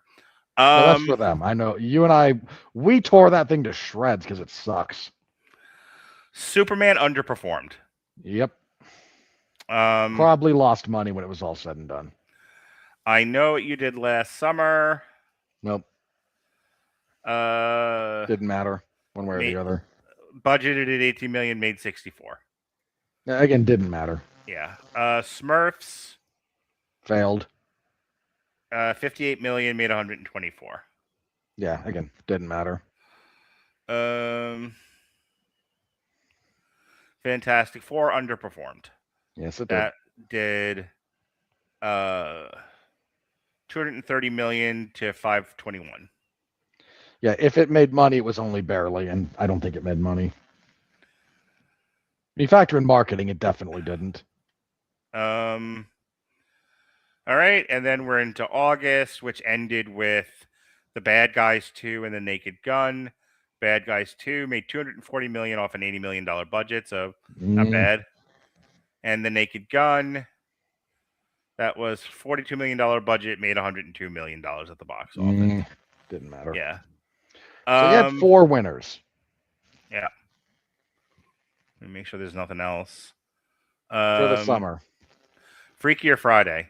I mean, it did fine financially, but it was 45 million versus $153 million budget. It didn't do what they wanted it to. I guarantee that. So this had plenty of losses, but I still think it had more wins than. Well, it had 4 pretty solid wins over that stretch of time. Mm-hmm. This year you've got what? 2? Toy Story. You've got Odyssey and you've got Toy Story. Yeah, that's it. Because the other one is Michael, and that was in April. Yeah, Michael's not a summer movie. If you want to, I think you could also include The Devil Wears Prada. When that was that also April? Nope, that was the beginning of May. That took the Marvel spot. Right, because there was no Marvel movie in May. Yeah. I don't know. It doesn't strike me as a summer movie, but so you could, if you want to be I think super you're generous. being now. I think you're being pedantic. Yeah. If you're being super generous, Mm-hmm. you squeak 3. And Yeah. it's not that there's no other, there were other wins this summer, but Right, not a lot. But again, you want to go back to the summer of 2019, summer of love, the summer Let's of not. success, where every movie made $1 billion. There were probably more successes in the first quarter, or in the first and second quarter of 2026 than there were summer season of 2026. And that's the point with all of this is, if this podcast only existed during, from May to August, this was like one strikeout after another. Yeah. The occasional home run and then more strikeouts. Well, even then, you've got some that are only base hits, successes financially rather than like creatively or artistically. Yeah, that's the other thing. Is it's like again, keeping with the baseball analogy. Previous summers, there were lots of home runs. There were lots of grand slams. There was a lot of action. There was a lot. There was a lot to talk about over the summer. This particular summer was a lot of strikeouts, and at best you had a base hit, but not a lot of home runs. Certainly not. Not a lot of guys getting to home plate. A lot of guys getting out by the time you got to second base. Yeah. Which is a long way of saying a lot of these movies sucked. But they not only sucked, nobody saw them. Or they were great and nobody saw them. Yeah, in fairness, He-Man or Masters of the Universe seems to be finding its audience on Amazon Prime, so they're happy over there. Yes, it's this year's Red 1. Well, that was almost exclusive. That should have been exclusively to streaming. Right, but it doesn't change what I just said. Nobody went to go see Red 1, but everyone loved it once it got onto Amazon Prime. That's not true. Oh, people enjoyed it. All right, I take it back. People saw it on Amazon Prime. It was well seen. Yeah, Matt, you were kind of hip to this before a lot of people. Amazon's probably okay losing money at the box office if this finds a big audience on Amazon Prime because it's Amazon. Yep, but it goes to what I said when we reviewed Masters of the Universe, and that is they'll take a slip and fall on this one just for it to be seen on Amazon and everyone to go, oh well, the next time they do this, I'll go to the movies. This was fun. Yeah.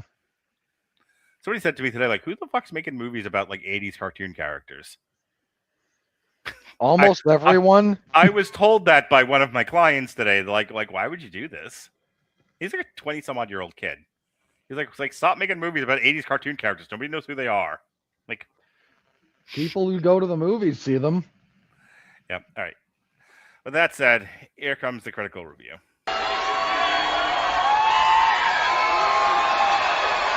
Are you ready? No! I said, are you ready? No, God! No, God, please, no! No! No! No! Yep. The number of people, I guarantee you, the number of reviewers who are just like, it's so great to see a woman stand up against domestic violence, and that's the sum total of why they like this movie. 71% on the tomato meter, top critics. Oof. There. See, the brave ones who know what's up. Verified audience, 75. All audiences don't understand how movies work. All right. Sébastien Vaniček spills guts with glory in this latest installment of Evil Dead, featuring the meanest, nastiest, and ickiest chapter. Oh, get the Not even close. That is sure. They left the final images of the girl like caked in like 2 inches of blood on her. Good grief, man. If you want to talk about meanest and nastiest, watch the 2013 one. That is a mean movie. And I say that with love. With a wickedly satisfying burn, for more. And the audience says, the Evil Dead DNA is ablaze. Cities aflame! This is what happens when you have LLMs summarize in a paragraph. With rock and roll. in this visceral new installment that brings the Deadites front and center for a truly gruesome experience, even if the story has all the subtlety of a chainsaw and a boomstick. Oh, fuck off. This movie does not earn in any way a connection to the greatness of Ash Williams. Justin Fennelly of Movie John. Evil Dead Burn is a fun ride, proving there's still enough life in the corpse of the franchise. Ugh. This is not a fun ride. It's not even. I'm a gore hound. Like I'm down for this in theory. No, this was not a fun ride. Yes, there is still plenty of stuff you can do with the Evil Dead as an IP. James D. William wants to be invited to parties. In session film. This outing in the Evil Dead series easily lands in my top 3 of the 6 movies. This is the worst. This is the absolute worst and least interesting of all of them. Yep. Andrea Thompson, A Reel of One's Own, B+. Evil Dead Burn will not only keep you guessing as to who the survivor will be. No, how stupid are you? It also brings back some of the devilish humor the franchise was known for. No. Along with the required blood and mayhem. She wrote this review before she saw the movie. The humor is absent, basically. Terrible.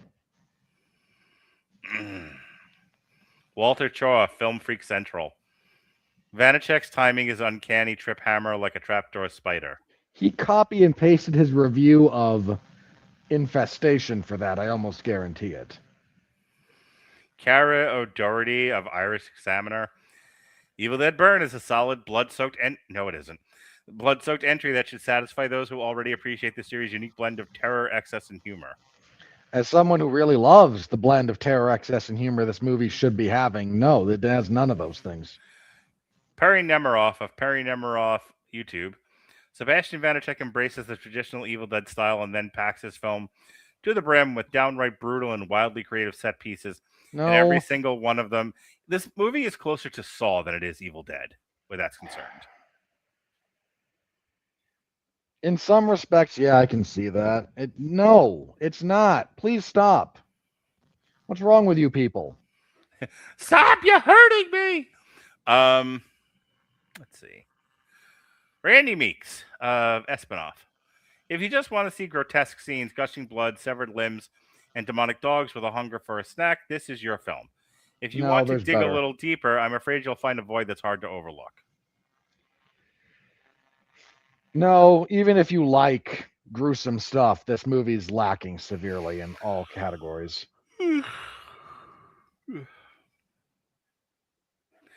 Pramit Chatterjee wants to be invited to parties of Digital Mafia Talkies. Evil Dead Burn is one of my favorite movies of the year. Did you see? Was the other one The Bride? No. Like, if you watch The Bride and Psycho Killer in this, maybe, but like, come on. Robert Winfrey's friend, Jeffrey Harris of 401mania.com. Not sure that's true anymore. 7.5 out of 10. Whoa, Jeffrey Access Hollywood Harris. Director Sébastien Vaniček mostly hits the right notes with Evil Dead Burn, thanks to his strong visual style and command of the camera. There's one sequence in this that like took decent directorial skill. That's it. That's like the one shot where we're following her crawl away from the men fighting.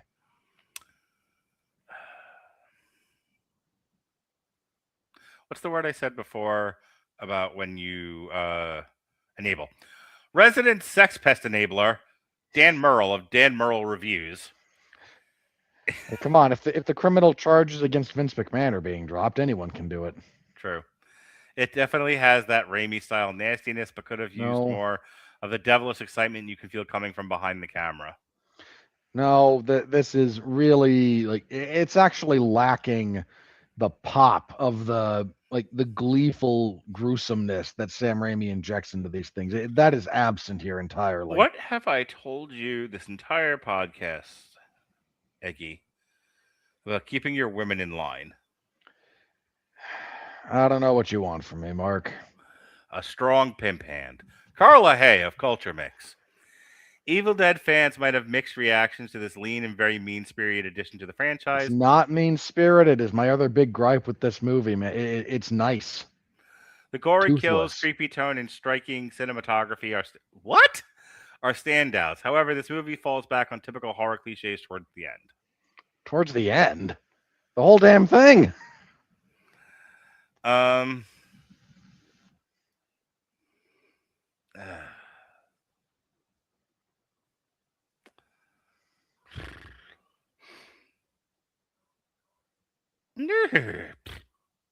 William Stoddard, loud and clear reviews. Evil Dead Burns follows a familiar formula. Foolish characters read the Book of the Dead. We are privy to their gruesomely entertaining suffering. Thank you for writing a log line. You are of no value, sir. Boy.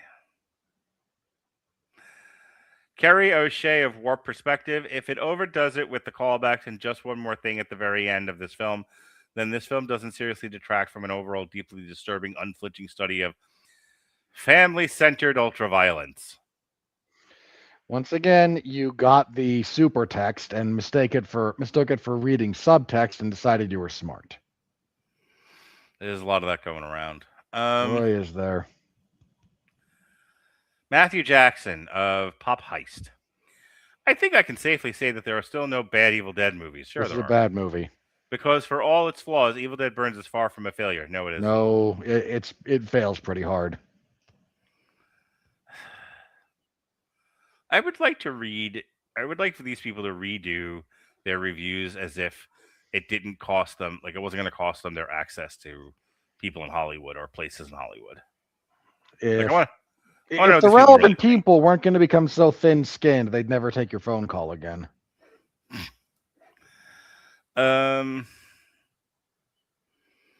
Jamie Jerick of the Mary Sue Robert Winfrey. Byrne manages to stand on its own while being stacked with franchise Easter eggs. What a terrible sentence. Tara Brady of Irish Times. Instead, Evil Dead Burns brings a convincing new French extremity. Get the fuck out of here. Not even close. No. Okay. You've never seen a French extreme movie. Okay, just here's the thing. This particular director comes from the wave after the actual wave of French extremity, so he's quite tame by comparison as someone who very much enjoyed Martyrs, and stuff like that. No, this is nothing. Speaking of nothing, William Bibiani, friend of the show, best friend of the show, actually. The Rap. It's not the smartest Evil Dead. It's not the funniest Evil Dead. It's not the best Evil Dead. But it's the evilest Evil Dead. And that feels right.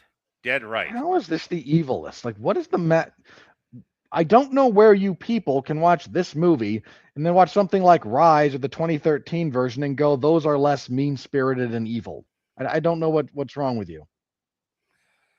I'd have written a more accurate review if I had just yelled Pickle Rick. Probably. Matt Oakes of Silver Screen Riot, A-. No line is left uncrossed. There's several lines uncrossed. No digital hole left ungored. That's not true either. Few modern horror scenes in delight and creative human suffering, quite like Evil Dead and Burn, somehow managed to keep up the already ridiculous standard of imaginative cruelty previously established. What's imaginative about any of this? I don't know, but we've said that before, that what people think is imaginative in 2026 is lame and tame. And good grief. Rewind. And when you compare it to anything in the 80s or 90s. Or no 70s, kidding. Watch the 2013 one. They turned the tree rape scene into something that's genuinely disturbing. No hole left ungored in this one. Piss off. Yeah. How many orifices do you think there are? Oh, she got a pen in the ear. Yeah, she did. You know what? Instead of having the dad out there shooting himself in the face like a Looney Tunes character, have the trees attack them. That's why they can't leave. Yeah, that's one of. There's so many things you could have done to fix this and make it better. They didn't do any of them. Have them bum rush the dad, run him over. He turns, does a and and the trees start grabbing him and ripping pants off. That's what I would have done.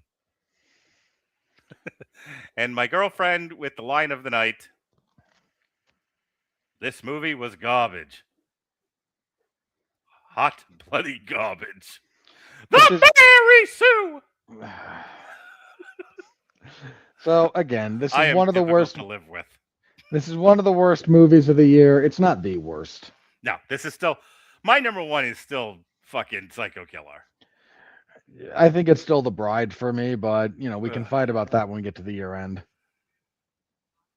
Did The Bride make you angry?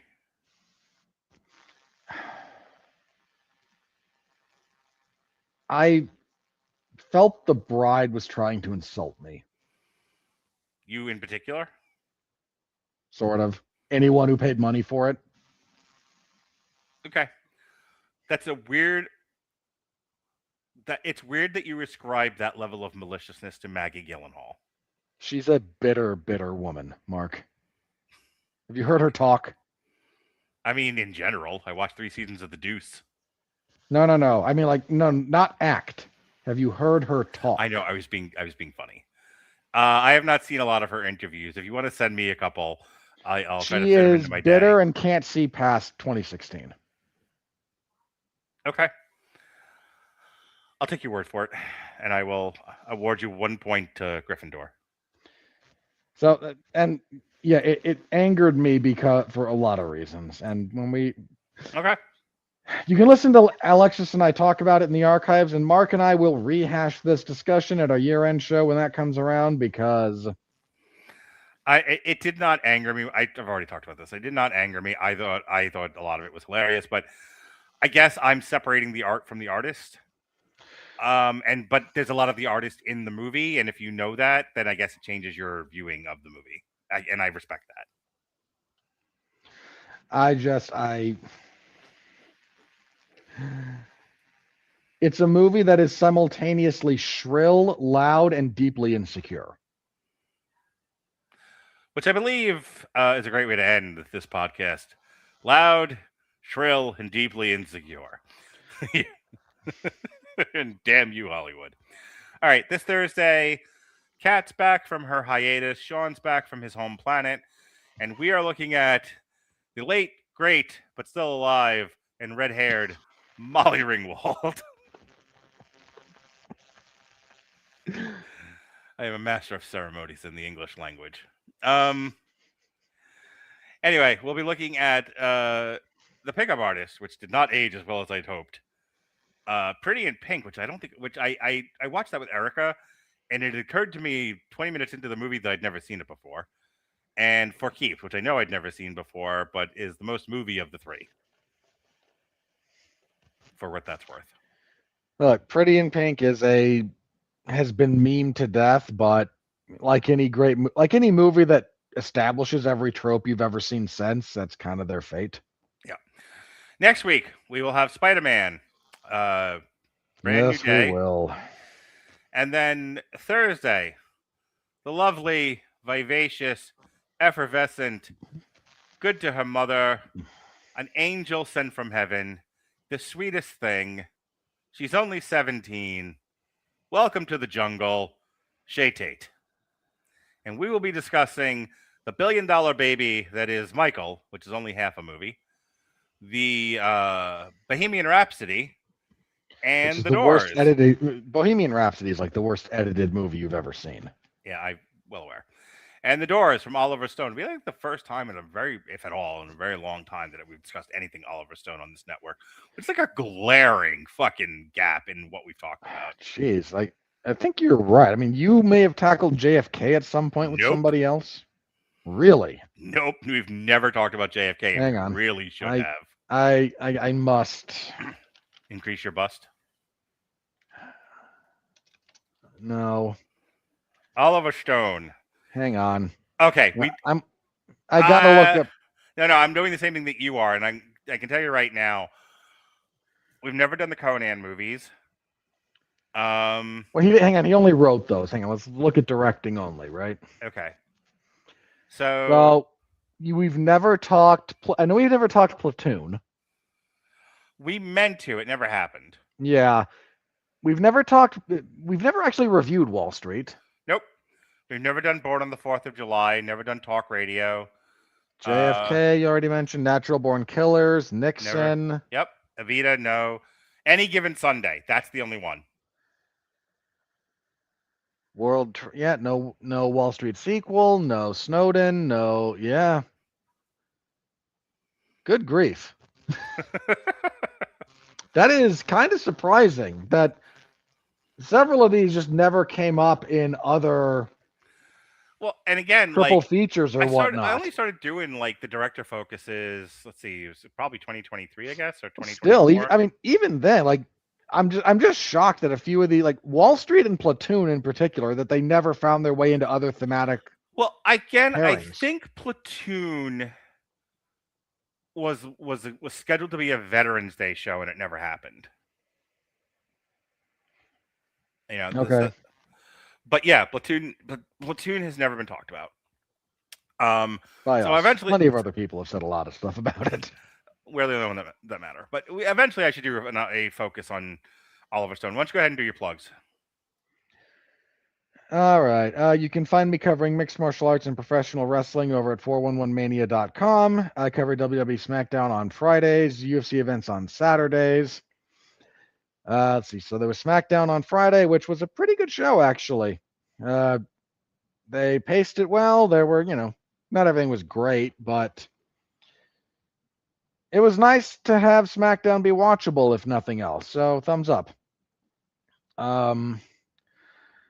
Saturday morning, pretty early actually, we covered the UFC in Abu Dhabi with UFC Fight Night 282, I think it was. Headlined by Magomed Ankalaev and Bogdan Gushkov in one of the worst fights of the year. That fight was terrible. Absolutely dreadful. For a lot of reasons. So you can find my full report of that card, top to bottom. There was other good stuff on it. Over in the MMA zone of 411mania.com. If you want another talk down about it, I host the 411 Ground and Pound MMA podcast, which this last episode started rough with some minor technical difficulties. And, other things. So we reviewed that. We previewed this Saturday will be the UFC's debut in Serbia.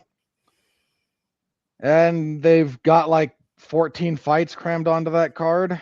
And your main event is Erroll Shand versus Daniel Rodriguez, who was just barely not that long ago released from a Mexican jail. I wish I was joking. So you can find a full preview of that on the podcast. I will be covering it this Saturday. I got asked to cover SummerSlam. I can cover Sunday. So you can find me talking about the covering WWE SummerSlam. What are you doing Saturday night? Hot date? Well, Saturday morning is the UFC event. So what's going on Saturday night? Hot stuff? I don't think the timing is quite conducive to going from one to the other. Oh, like there's overlap? Yeah, I think there's just enough overlap that I can't, in good conscience, say schedule me for that. So we'll see. If I get done early enough, if I get done in time, I will certainly tell my editor, hey, if something goes really catastrophic, I'm okay to pick up. But I also, I got the worst end of that gig. Night 2 is going to be main evented by the debut of Zilla Fatu. Like, who cares? God. I'm so sick of Roman Reigns and Seth Rollins, Mark. I'm just so tired. They've been doing the same damn thing for 10 years at this point. Tired Robert Winfrey makes me sad. This is terrible. It's more bloodline BS because we just decided to go back to that. And then you got Seth Rollins doing his stupid laugh and his stupid outfits and talking about the stupid chair from the stupid Shield. And it's the Shield chair in the back for 10 years. The same damn thing from these same people who've never been able to really. Seth Rollins, I saw this fight on Twitter and I got involved in it. Like, Seth Rollins has never made anyone. He's been in the main event for 10 years and he's never made anyone. What a failure. What a catastrophic failure. Who did Bray Wyatt debut against when he came out as The Fiend? Finn Balor. Oh, then you're right. Then he made nobody. Well, no, then he wrestled Seth, and a couple of the matches were terrible, including maybe the worst match of all time in the I Hell in a Cell know, match. I was specifically referring to when Bray came out and all of you people stained your pants. No, his debut was against Finn Balor, which was a great choice, it turned out. Yes, which is why I then retracted that piece of evidence, Your Honor. Yeah. He put over Claudio and at WrestleMania. Then he won every other match. He put over Buddy Matthews, and then but where's Buddy, by the way? And he ain't there anymore, is he? He lost the last match to Riddle. He won every other one. Only lost a match that no one was going to talk about because Fat Daniel Cormier was the ref, and then Bray Wyatt returned to actually close the show. And he just refused to put over Braun Breaker, who is now stuck as like the heavy for Logan Paul. Just put the belt on Logan Paul and let him beat everybody. We're this close because Logan Paul and Tom Brady are going to do a thing.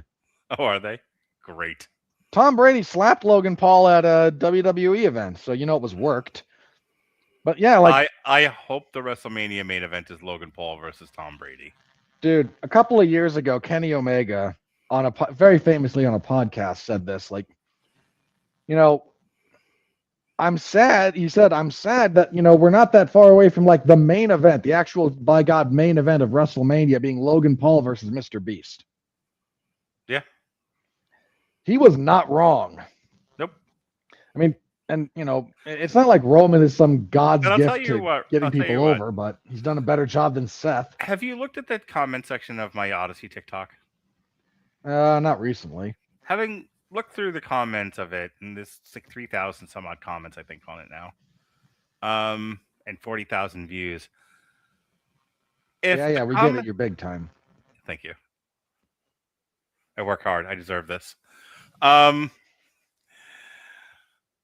My point was that after having looked through the comments, and I think you could say this about the comments on like 401 Mania too, if you really want to, they get the wrestling they deserve. I don't know. Yeah, I do. There's a segment. You absolutely get the content you deserve. As far as I'm concerned, everything has led to Mr. Beast versus Logan Paul. And I have no one. There's no one to blame but ourselves. We are the enemy. It's Mr. Beast and Logan Paul, so it can be on ESPN and YouTube. Yep. And the entire match is not actually a match; it's a series of run-in by advertising mascots. I would enjoy that. Like you would because because I don't take anything seriously anymore, and none of this means anything to me. Yeah, and not only no, it's not just that. It's a lot of that. It's a lot of that. But there's a serious part of you that would enjoy the malicious destruction of that institution. Yeah. Burn it all down. I don't know when it happened, but somewhere along the line, I became one of the burn it all down people. I don't need to profess it while blowing through a trombone, but I'm happy to watch as everyone else does it to themselves. Well, and in fairness, if there's things that you can want to burn down, something as stupid as a professional wrestling promotion is an okay thing to say. Maybe this should go away. All right. Maybe this should go away is the saying of damn you Hollywood. The enforcement of the laws of the country. Maybe not so much. Maybe those are kind of important. Yeah, really. So are you done with your plugs? So anyway, you can find me doing those things. And yeah, Spider-Man next week. So tune in to hear Mark go, I don't care about Spider-Man. I had a good time watching it. And my son looked at this and looked at me. And after we were done and said, Father, he calls me Father. The light in my eyes is dimmed just a little bit because I don't care about a guy with spider powers saving the multiverse while trying to woo a woman who looks as disinterested as insert various female figures in his life. And my daughter will wipe a tear from her single eye and say, but I like Zendaya. I'm sure she will. Well, stay tuned for more of Mark's family movie drama on Damn You Hollywood. And then there will be me going, I hate everything here. For 15 years at least. All right. For He Hates Everything, I'm the wire quoting machine. Be well, be safe, and behave.